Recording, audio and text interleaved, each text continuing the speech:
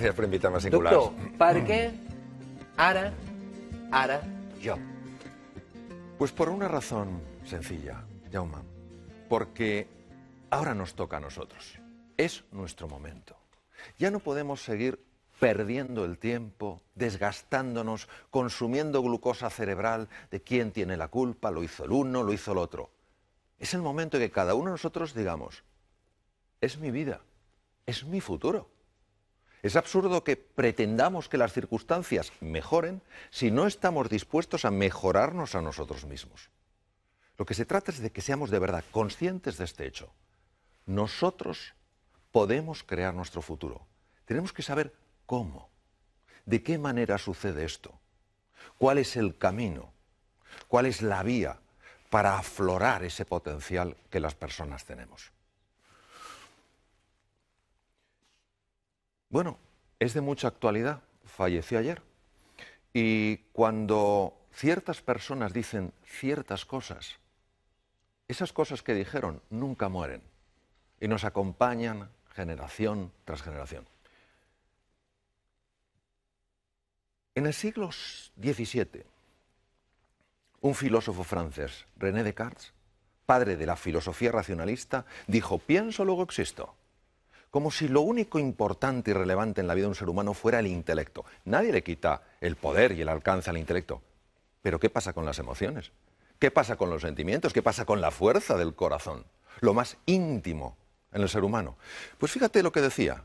La salvación de nuestro mundo se encuentra en el corazón de las personas. No habla del intelecto, no habla de la erudición, habla del corazón, en su humildad. La humildad para asombrarse, la humildad para sorprenderse, la humildad para mirarnos a nosotros mismos con ojos nuevos y no juzgarnos y decimos, no, yo es que no doy la talla, yo no soy capaz, yo no llego. Pero si no te conoces, ¿cómo te puedes juzgar? Mírate con otros ojos, ten la humildad que tiene un niño de explorar una tierra que es mágica. Responsabilidad, ¿qué quiere decir capacidad de respuesta? Sé responsable de tu vida. Toma las riendas de tu vida, no juegues el papel de una víctima, está en juego todo tu futuro. A ver, todos seríamos muy cuidadosos si tuviéramos ahorros, con la manera en la que se gestionarían esos ahorros. ¿Cómo no somos igual de cuidadosos con la forma en la que se gestiona nuestra vida? Capacidad de reflexión. Vamos demasiado deprisa. Vamos demasiado deprisa. Necesitamos pararnos para saber a dónde queremos ir. No sea que al final, después de tanto correr, digamos, anda, pues he llegado donde yo no quería ir. Entonces, que aunque este hombre ya ha pasado a otra dimensión, la que sea, que sus palabras al menos nos inviten a seguir buceando en esa hondura, en ese misterio que es el ser humano. Bueno, esta es una mujer que cada vez que pienso en ella es que me conmuevo. Cuando tenía 16 meses de edad tuvo una meningoencefalitis muy grave y se quedó ciega, muda y sorda.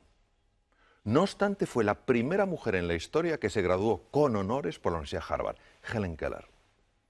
En una ocasión un periodista entrevistó a esta mujer y le dijo, señorita Keller, ¿hay algo peor que ser ciego? Y ella le dijo, sí. Es peor poder ver y no tener una visión.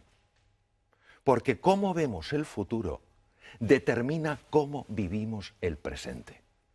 Si yo no creo un futuro ilusionante, si yo no creo un horizonte que tire de mí, ¿cómo en mi día a día voy a actuar con fuerza, con energía y con pasión? No.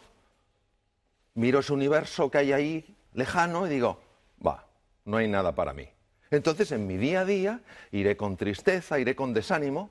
Bueno, es la profecía que se autocumple. En poco tiempo efectivamente veré ese futuro y no seré consciente de que yo también lo he creado con mi forma de comportarme y mi forma de ser. Es básico entrenar la mente.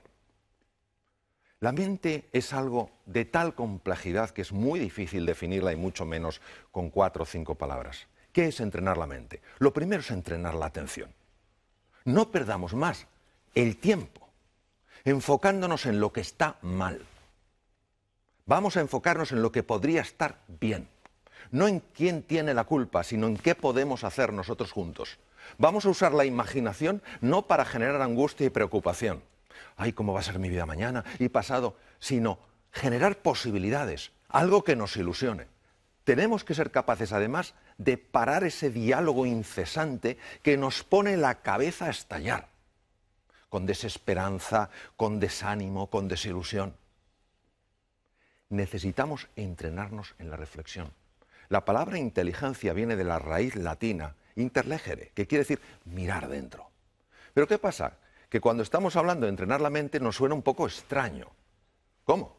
¿Es que una persona que quiera aprender un nuevo idioma no tiene que entrenarse? ¿Es que alguien que quiera aprender un nuevo deporte no tiene que entrenarse? Porque la mente no se va a entrenar. Necesitamos entrenarnos en fortaleza mental y en fortaleza emocional, porque el mundo en el que estamos es un mundo complejo e incierto. Pero una cosa es la complejidad y la incertidumbre y otra es la desorientación. No podemos estar además desorientados. ¿Cómo nos orientamos? A través del entrenamiento mental.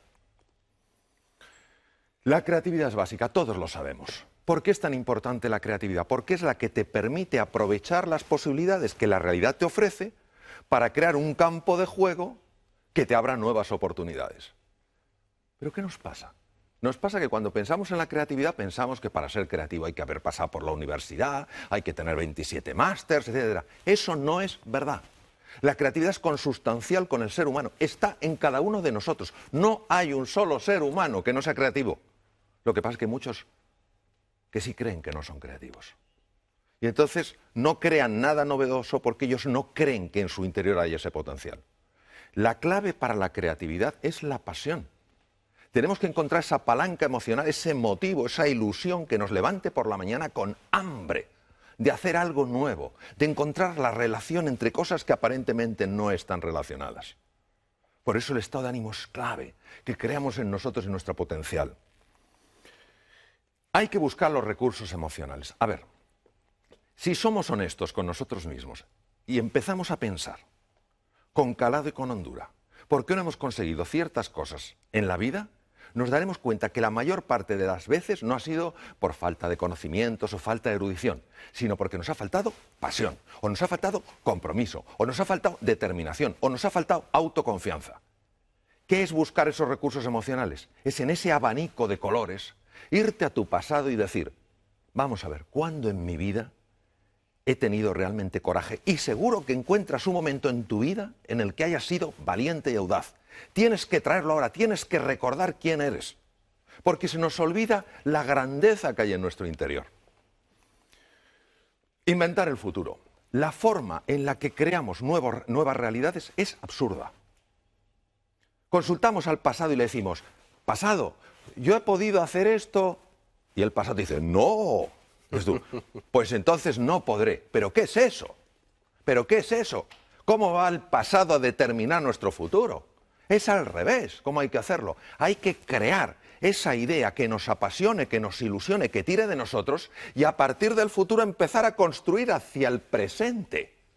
Para llegar allí, ¿qué tengo que hacer primero? Pues tengo que hacer esto. Y para hacer esto, ¿qué tengo que hacer? Esto. Pum, pum, pum. Es que es radicalmente distinto, pero lo hacemos al revés. ¿Vamos del pasado al futuro? No, señor. El pasado no tiene por qué predecir tu futuro. Para nada. Está muy bien que te informe, por supuesto, pero que no te determine. Emociones aflictivas. ¿Qué es una emoción aflictiva? Una emoción aflictiva es aquella que no te da nada valioso. Por ejemplo, si yo me encuentro con un tigre, es lógico que sienta miedo, y es muy bueno que sienta miedo porque eso me da opciones de supervivencia. Pero si yo estoy en este estudio contigo, en un entorno agradable y acogedor, y tengo miedo, eso me paraliza, no me da nada. Estamos paralizados por la desesperanza, por la ira, por el miedo. No tiene ningún sentido. Es fundamental que empecemos a comprender un poco mejor cómo gestionar estas emociones aflictivas. Y para eso hay que entender que hay tres estructuras que, si me permites, las voy a enseñar. Una de ellas es la amígdala. Viene del griego almendra, está situada aquí en los polos anteriores del lóbulo temporal. Otra es el hipotálamo, que está aquí. Y otra es lo que se llama la sustancia gris periacueductal, que está justo aquí, alrededor del acueducto de Silvio. ¿Por qué es importante conocer estas emociones aflictivas? Porque nosotros tenemos sobre todo tres grandes lastres que nos dificultan llegar a ese futuro ilusionante. Primero, la ignorancia. Si yo no soy consciente de mi talento y mi potencial, ¿cómo me voy a atrever? Número 2, la pereza. ¡Ay, la pereza! Oh, ¿cuántas veces el camino correcto no es el camino fácil? Pero el tercero es el miedo, una de las emociones aflictivas más potentes. Entonces, ¿qué podemos hacer para gestionar el miedo? Yo, de todas las cosas que he visto en mi larga trayectoria como cirujano y en muchos temas en los que he estado metido, al final me doy cuenta de una cosa.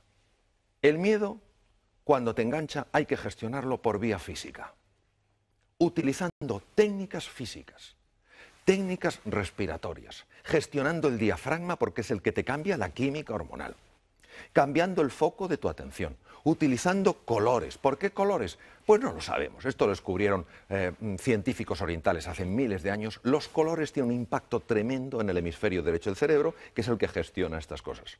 Nosotros sabemos que al imaginar un color azul llevado a ciertas partes del cuerpo, sabemos que automáticamente empieza a cambiar esa emoción aflictiva. ¿Por qué? Bueno, porque cambia la química, las imágenes generan emociones, las emociones están asociadas a procesos químicos. Entonces, es fundamental que sepamos que el miedo se puede gestionar, por lo menos, para que no nos paralice cuando es una emoción aflictiva. Bueno, luego hay una cosa que es que creo que la tenemos que recuperar. Nos hemos pensado que los éxitos suceden solos. Se ha perdido la cultura del esfuerzo, la cultura del trabajo. A ver, yo a veces me quedo impresionado cuando dicen, aprenda usted inglés en 3 meses, mientras duerme y, por supuesto, sin esfuerzo. Pero ¿cómo se va a creer uno eso? Pero nos gusta tanto la fórmula, la receta mágica. Lo quiero, es mío. Pues no funciona. Probablemente el inventor más prolífico que existió nunca, Thomas Alva Edison, dijo, el genio es 1% inspiración y 99% trabajo, transpiración, sudar. Entonces, ¿qué quiere decir? Esto es como una goma. Hay que dejar que se tense. Es el momento en el que nos cuesta las cosas y tenemos que seguir. No tiremos la toalla. Cuando aguantamos la tensión y estamos incómodos, y es normal que estemos incómodos, el cerebro automáticamente tiene que resolver ese dolor. Porque su misión es evitar el dolor. ¿Cómo lo resuelve? Abre la ventana de la inteligencia y de la creatividad. Y por eso todos sabemos que cuando hemos aguantado de verdad, de repente, no sabemos cómo, hemos encontrado una ventana, un espacio. Anda, ¿cómo no lo había visto antes? Porque hay que esforzarse buscando y trabajando. Por eso la determinación, la persistencia, la paciencia son valores tan grandes. Entonces ahora no podemos decir, no, esto sucede solo. No es verdad. No es verdad. El ser humano necesita esforzarse por aquello que vale la pena en su vida. ¿La V de qué? De valores. A ver, creo, desde mi pequeña perspectiva, que necesitamos urgentemente recuperar los valores. Valores que no dependen de un credo, que no dependen de una cultura, que no dependen de una forma de pensar. Están implícitos en la naturaleza humana. ¿Qué es un valor? Un valor es todo aquello que a mí, como ser humano, me perfecciona. Si la generosidad me perfecciona, eso es un valor. Si el coraje, la audacia me perfecciona, eso es un valor. Los valores son los que nos dan guía, referencia. En un mundo marcado por la complejidad y la incertidumbre, ya lo he comentado antes, ¿qué es lo que nos da la orientación? ¿Cuál va a ser nuestro faro? Esos valores. Ojo con la sensación de impotencia. Jaume, yo la veo continuamente. No sé cuántos, no sé qué. Una cosa es el diagnóstico, y en medicina esto lo sabemos bien. A nosotros nos interesa hacer un diagnóstico correcto. A ver, si yo tengo una enfermedad seria y voy al médico, el médico me dice, no se preocupe, es un catarrillo. Yo digo, qué médico más simpático, pero no me ha ayudado a nada. Yo prefiero que me diga, mire, tiene usted una neumonía, es un diagnóstico más duro que un catarro, pero porque hacemos el diagnóstico correcto le podemos curar. Bien, el diagnóstico actual es un diagnóstico serio. La situación actual del mundo es seria y es compleja. No lo podemos negar, no podemos ser como la avestruz, aunque eso no lo hacen las avestruces, lo de hacer un agujero. No hay una avestruz así de tonta en toda África, vamos, que meta la cabeza bajo tierra, ni de broma. Pero claro, de acuerdo, tenemos un diagnóstico. Luego hay un pronóstico. ¿Qué es el pronóstico? El pronóstico es lo que los expertos dicen sobre eso. El médico te puede decir como experto, tiene usted una neumonía, con el antibiótico adecuado, los antibióticos adecuados, pues en una semana usted se cura. Eso es el pronóstico. Y otra cosa es el veredicto. El veredicto no lo puede dar nadie. ¿Por qué? Porque entre el diagnóstico y el pronóstico y el veredicto hay un espacio enorme. ¿Cuál? El uso de mi libertad y de mi potencialidad como ser humano. Todavía me acuerdo de una persona en el Memorial de Nueva York, uno de los mejores hospitales del mundo, unos 2 mejores, tenía un carcinoma pulmonar en variedad muy severa y muy avanzada. Le dijeron, tiene usted 3 meses de vida. Diagnóstico era correcto, carcinoma pulmonar en un estadio muy avanzado. Pronóstico, desde el punto de vista estadístico, usted tiene 3 meses de vida, pero se lo dijeron como un veredicto, usted tiene 3 meses de vida. Y este señor dijo, lo siento, compro su diagnóstico, compro su pronóstico, pero no su veredicto. Tengo demasiadas cosas que hacer. Vivió 3 años. Entonces, esto no es sencillamente un caso extraño. ¿Qué es lo que nos perdemos? Nos perdemos lo que puede emerger del ser humano cuando ese ser humano dice, ahora yo, ahora me toca a mí. Esta es la historia de Sísifo, condenado por Zeus, un dios más bien poco piadoso, a subir una piedra y cuando la había llevado a lo alto de la colina, la propia piedra bajaba y él volvía a hacerlo.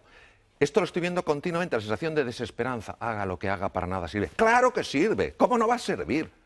De hecho, es lo único que sirve. Pero si tú crees que no sirve, dejarás de esforzarte como te puedes esforzar. Y entonces se cae en la desesperanza. Este es el drama de hoy.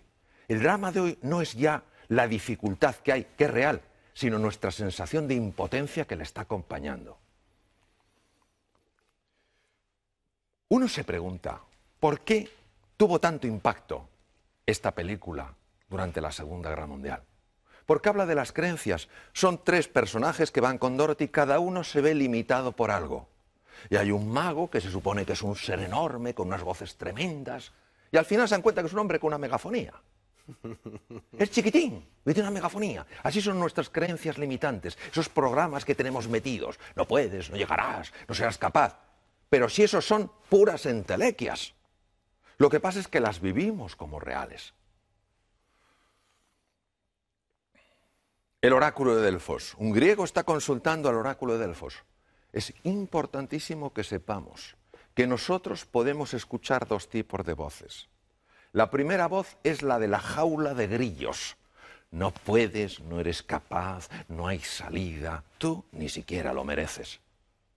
A esa no hay que escucharla. Y hay otra que es el maestro interior, que te dice confía en ti, cree en ti. ¿Cómo notas que te habla uno u otro? Es muy fácil notarlo. Cuando te habla el maestro interior, notas paz y serenidad. Cuando te habla la otra persona, la otra voz, lo que notas es crispación, tensión y desánimo. Es fundamental que prestemos atención a la voz que nos ayuda, no a la que nos anula. Bueno, esto a mí como médico me impacta profundamente. La actitud, ¿qué es la actitud? La actitud es cómo me posiciono yo frente a una realidad. Está más que demostrado médicamente que la actitud de una persona frente a una enfermedad afecta a todos estos niveles. Los linfocitos, ¿qué son linfocitos? Células que atacan bacterias, virus, tumores. Células fagocíticas, los fagocitos, lo mismo, los engloban de otra manera. Macrófagos, son el servicio de limpieza del organismo. Se ingieren, destruyen todos esos detritus para que no se infecten. Anticuerpos, fibroblastos, generadores de la cicatriz. Todo esto es afectado por la actitud. Y uno dirá, ¿pero cómo es posible?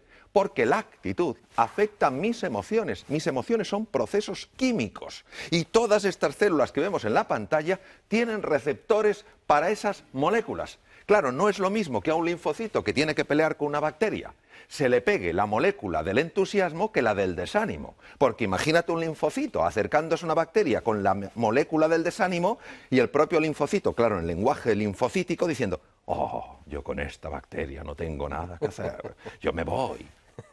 Pero es que es así, es decir, lo digo en un plan un poco desenfadado, pero es que es así, es que se ha demostrado que estas células reaccionan de manera radicalmente diferente según las moléculas de la emoción que se ajusten.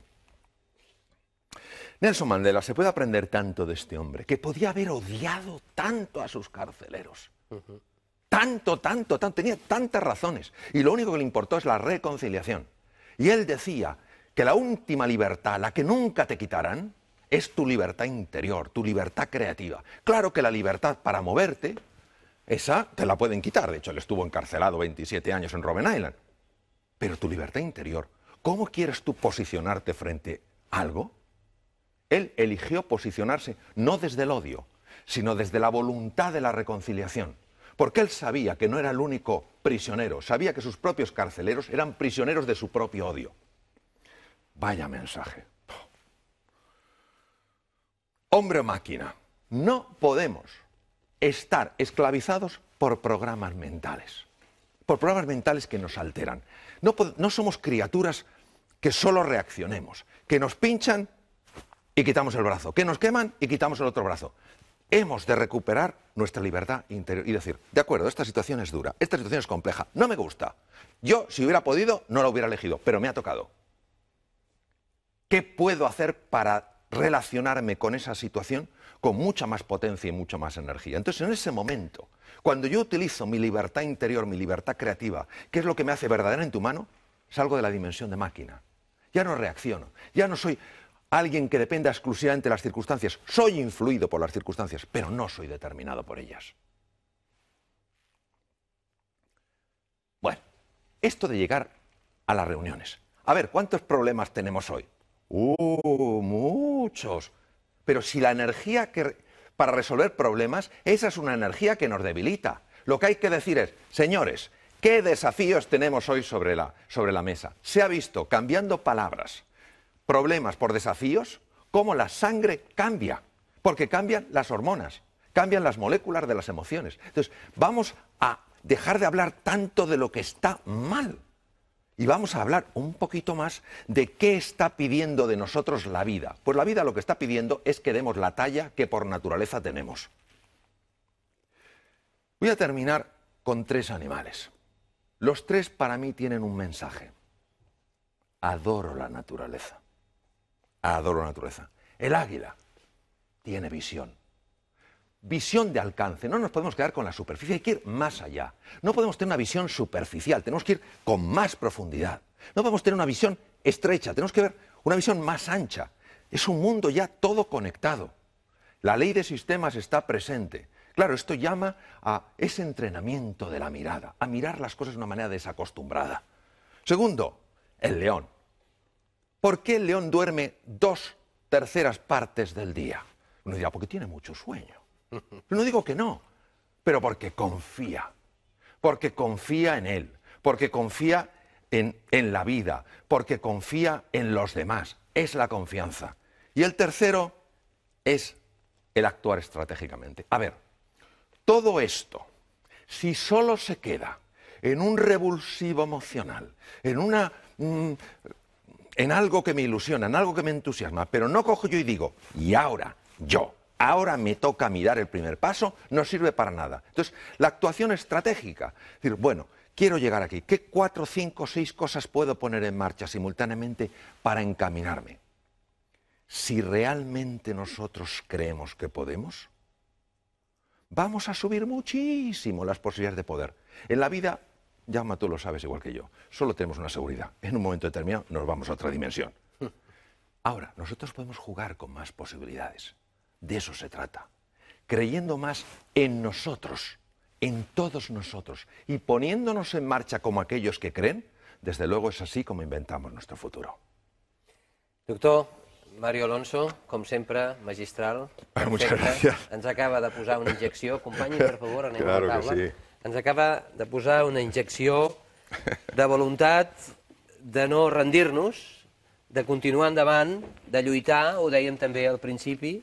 Vostè, doctor, diu que hi ha 9 valors essencials que d'alguna manera desenvolupen el caràcter d'una persona. Si li sembla, passem llista a aquests 9 valors essencials. Li sembla? Començo amb el primer, amistat. Amistad viene de la raíz latina amare, amar. La amistad es aquello que hace que una persona jamás se sienta sola. Que sepa que puede ser ella misma sin ser por eso aceptada o rechazada. porque se la quiere por quien es como ser humano, no por lo que tiene o por cómo se comporta. La amistad es algo de la que ya se hablaba pues, hace 25 siglos, ¿no? Es ese amor fraternal. Es sentir que en ese momento en el que te sientes especialmente débil y vulnerable, puedes hablar con alguien que es tu amigo. Y esa persona te va a ayudar, no te va a rechazar, no te va a juzgar. Por eso me parece tan hermosa esa cualidad, porque es la cualidad del encuentro. No hay un solo ser humano que pueda crecer y evolucionar hasta alcanzar su plenitud si no es con otros seres humanos. El ser humano crece en el encuentro, no crece aisladamente, no crece centrado en sí mismo. La amistad me parece maravillosa para esto. Alegria. Bueno, la alegría es muy distinta a la euforia. Lo mismo que el gozo es muy diferente al goce. La alegría es la percepción interior de que algo se está expandiendo. Y la alegría normalmente sucede siempre a la generosidad. Cuando yo hago algo por un ser humano, sin esperar nada a cambio, no quiere decir que no me guste, que la persona me diga gracias o que en un momento determinado me ayude, pero no lo hago por eso. Lo hago porque para mí esa persona está llena de dignidad. La respeto, la quiero ayudar, crecemos juntos. Entonces, cuando yo hago eso sin esperar nada a cambio, surge una emoción única, especial, que es la alegría. Reflexió. Ay, la reflexión, querido Jaume, la reflexión. En un mundo que va... La reflexión es igual al viaje interior. Es estar dispuesto a hacer el trabajo en mí mismo que necesito para transformar mi forma de ser. No para convertirme en quien debería de ser, sino para sacar a flote mi verdadero ser. Nos pasamos la vida intentando cambiar a los demás. Y tengo una noticia. Eso no funciona. No funciona. Porque cuando tú notas que alguien te está intentando cambiar, porque se supone que no haces las cosas o que no eres una persona suficientemente completa, te resistes. Pero cuando uno a sí mismo se dice, oye, yo esto lo tengo que cambiar. En el momento en el que tú te lo dices a ti mismo, ahí es cuando empieza el cambio. Eso sin reflexión no sucede. Compassió. Ah, la compasión. Compasión quiere decir conectar con la pasión, con el sufrimiento de un ser humano. Es la base de la empatía. No implica estar de acuerdo con lo que una persona hace. Es intentar entender por qué lo hace, cómo está viendo las cosas para actuar así. Es la base del encuentro entre dos seres humanos. Evita que reaccionemos y lo que invita es a explorar, a buscar, a comprender para poder ayudar. Compromís. Bueno, voy a poner un ejemplito, yo comprendo que es posiblemente conocido, me gusta ponerlo. El compromiso no es la implicación, el compromiso es mucho más serio. Y suelo poner el ejemplo, posiblemente sea conocido, aún así es muy gráfico. Plato de huevos fritos con bacon, la gallina implicada, el cerdo comprometido, se deja la piel. Entonces, el compromiso es cuando tú dices, esto sale sí o sí. Me caeré 27 veces, cometeré 50 errores, siempre me levantaré una vez más de las que me caiga. El compromiso solo lo llevas a cabo cuando algo es un valor tan importante que dices, hay demasiado en juego. Y cuando una persona está comprometida de verdad en algo, ahí es cuando empieza a emerger la grandeza que hay en el interior.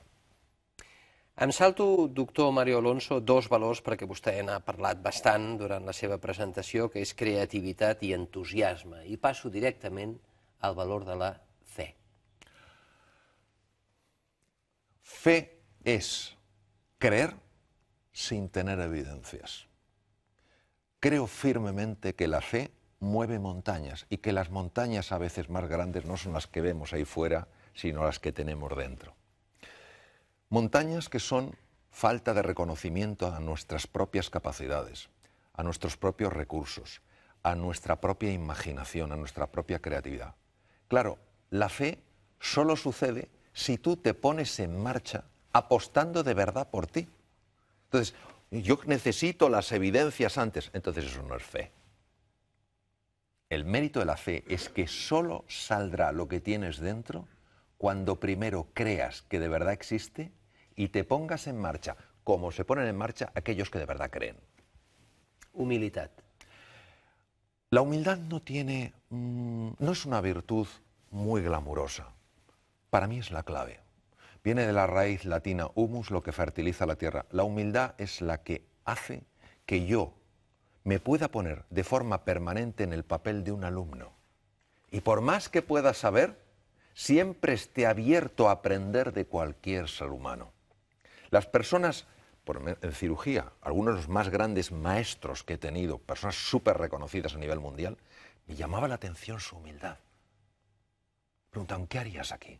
¿Por qué? Porque es que es lo único que te ayuda a integrar el saber colectivo para dirigir ese saber colectivo hacia un fin que merece la pena.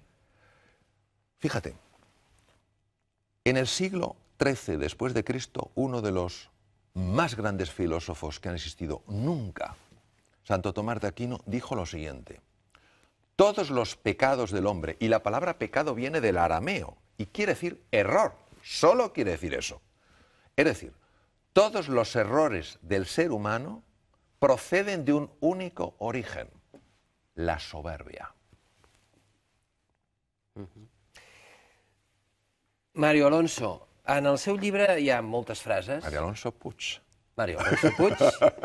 En el seu llibre hi ha moltes frases, doctor, i jo n'he destacada una, perquè em sembla extraordinària i li demano que l'expliqui una mica més. Trobar una sortida és molt diferent de trobar una solució. Cuando una persona sale de su zona de confort, se atreve a explorar, porque empieza a creer más en sí misma, porque quiere descubrir nuevas posibilidades, pasa de esa zona de confort a lo que se llama la zona del coraje, porque ahí lo que te aguanta es el coraje, la fe y la determinación. Claro, ahí uno se siente perdido. No tiene el mapa porque ha salido de la zona de confort, se siente confuso. ¿Qué pasa? Que quiere evitar el dolor. Una salida. Abandona, tira la toalla. Pero si aguanta, si tiene firmeza, si tiene entusiasmo, si cree de verdad en sus posibilidades, mantiene la tensión de esa goma que veíamos, y el cerebro no tiene más remedio para evitar el dolor que buscarle una solución. Como lo hace abriendo dos ventanas, la de la inteligencia y la de la creatividad. Faràs gran el teu poble no pas elevant les teulades dels seus habitatges, sinó amb les ànimes dels seus habitants, Epictet. Epicteto fue un esclavo romano de la escuela estoica y era muy interesante lo que dijo, porque a veces ponemos todo el peso en la ciencia, la tecnología, el avance. ¿Y qué pasa con el trabajo interior? ¿Qué pasa con el desarrollo del ser humano? ¿Qué pasa con su crecimiento? Si no van de la mano, si solo hay ciencia y tecnología y no hay crecimiento humano, al final lamentablemente usaremos esa tecnología con un deseo de dominar a otras personas. Solo engrandeceremos a los pueblos si van de la mano. La ciencia y la tecnología, por supuesto que sí. El crecimiento del ser humano también.